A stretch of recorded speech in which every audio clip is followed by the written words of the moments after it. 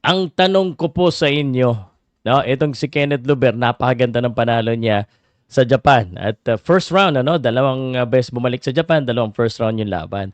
Pagkatapos ng laban, hinabon niya si Nakatani. Tila yung mga fans parang hindi yata agree dito, no?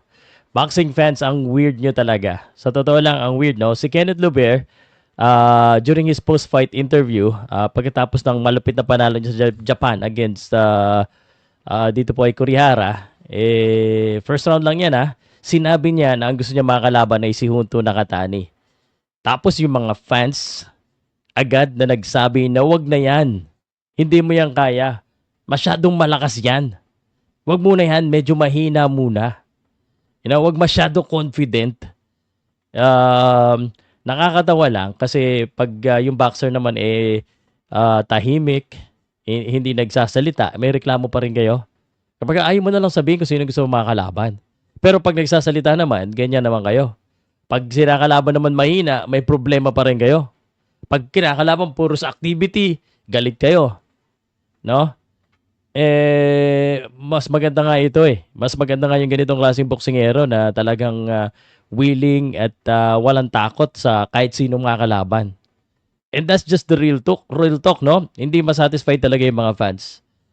Para sa akin, si Nakatani talaga. Kung ako si Kenneth Lubel, si Nakatani talaga ang hahamunin ko. Siya pinakasikat dyan At dahil dyan, dahil po dito sa kumbaga paghahamon ni Kenneth Luber, kung nag-iisip kayo, dahil sa paghahamon ni Kenneth Luber kay Nakatani, di ba pinag-uusapan siya ngayon ng mga boxing fans?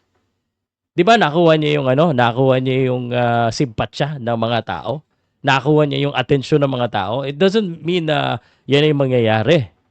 And syempre, iba rin yung perspective ng manager at promoter. Ang perspective po ng boxer, kalabanin kung sino yung the best. Maghahamon ka na lang din lang. Hindi yung the best pa. Alam nyo yan. Di ba may kilala kayong maangas na ganyan din? Di ba? At dahil dito sa pagsasalita na ito, malamang na take notice na ni Nakatani ito. Nakilala siya ni Nakatani.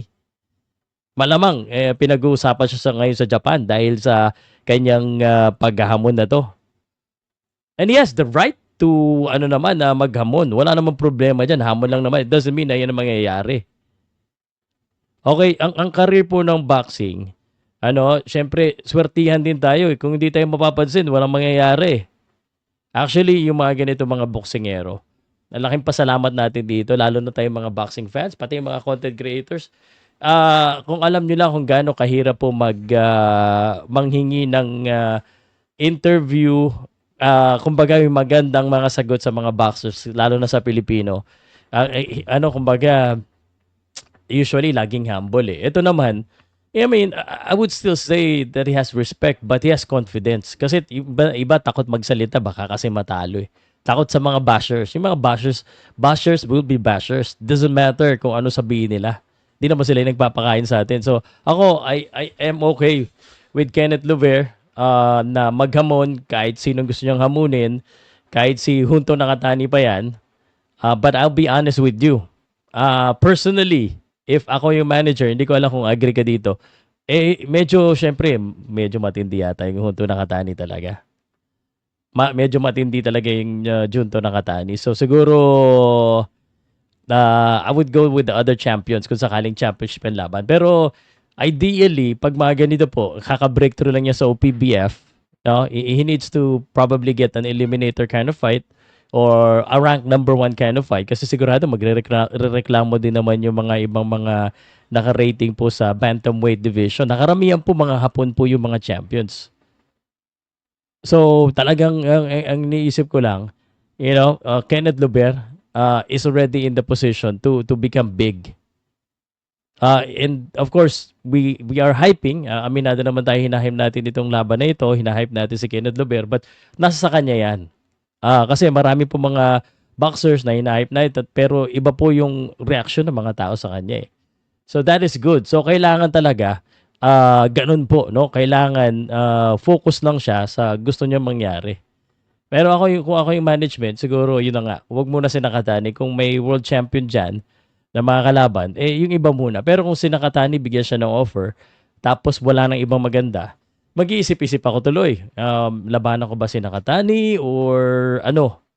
So I think para sa akin, Kenneth Levert did a great job. And speaking of doing a great job, let me tell you, however, just in case this happened.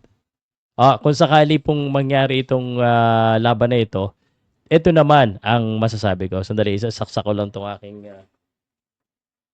I'm recording this live. So, all right. So, by the way, as of March 26 kasi, there's no an announcement of the fight between Kenneth Lover and Junto Nakatani. However, Lover has expressed talaga na he wants to face Nakatani.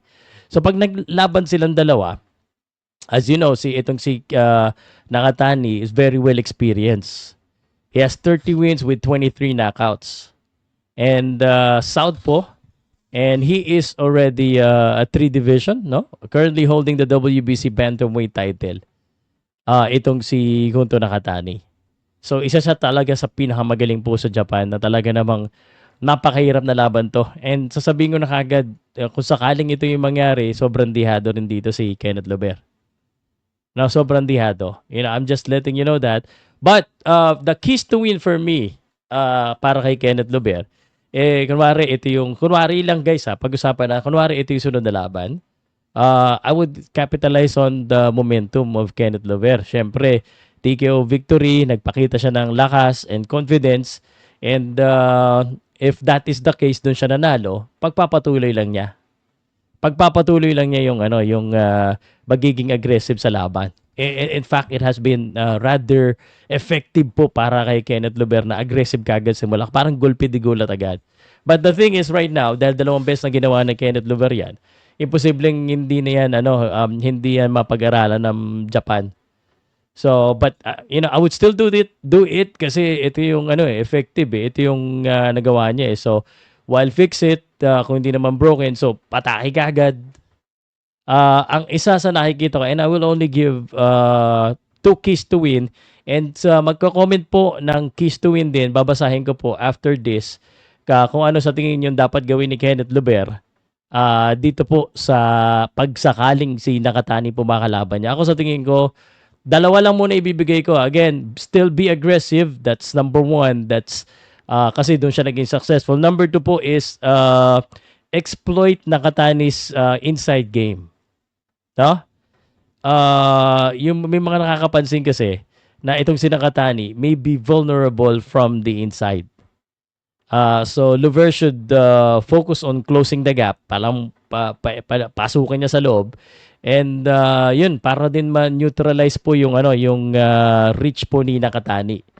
And then go to the body shot or yung kanyang patented na left hook na talagang napakalakas. So yun. So aggressive and inside fighting ang aking unang nakikita kung sakaling waring maglaban sila.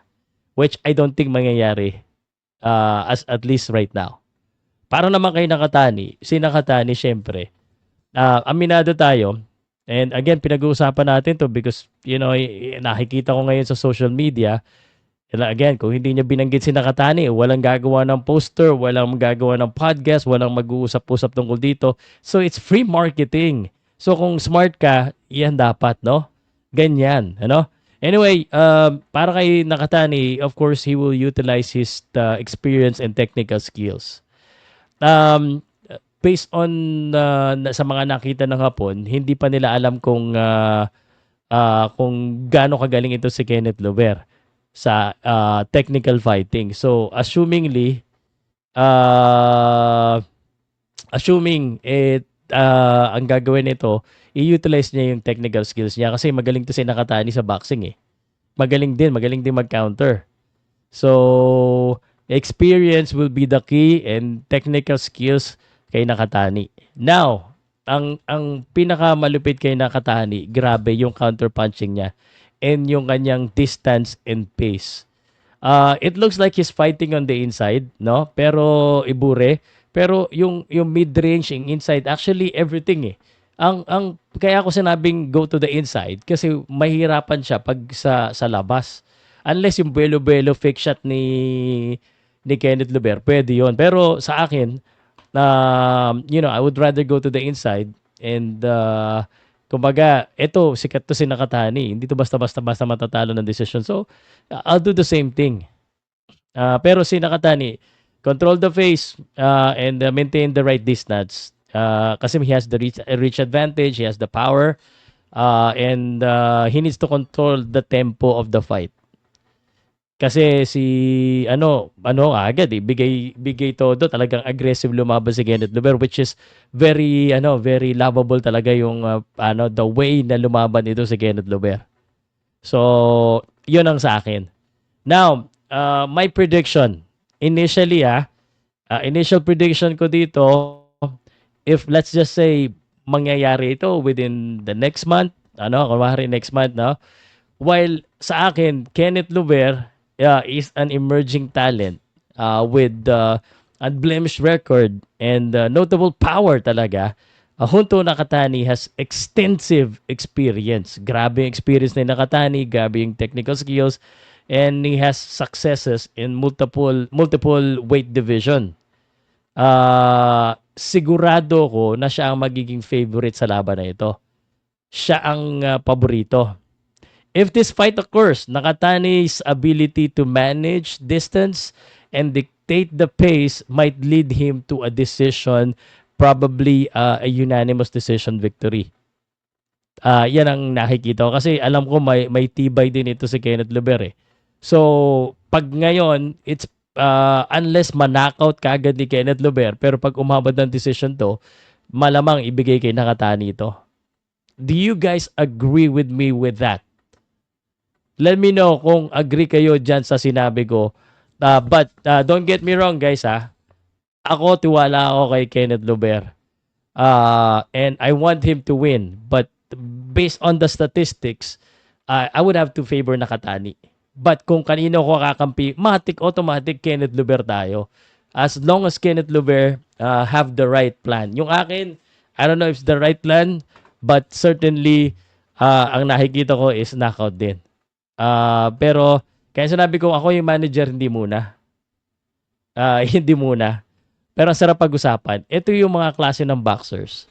And alam ni Winter to, alam nyo guys, na nandito pa sa ganitong level, tapos napapag-usapan na agad, it is good for the boxers kasi it's marketing. Ibig sabihin, kaya pinag-uusapan yan, kaya na sasabay yung pangalan niya kay Nakatani is because he's good or he has potential.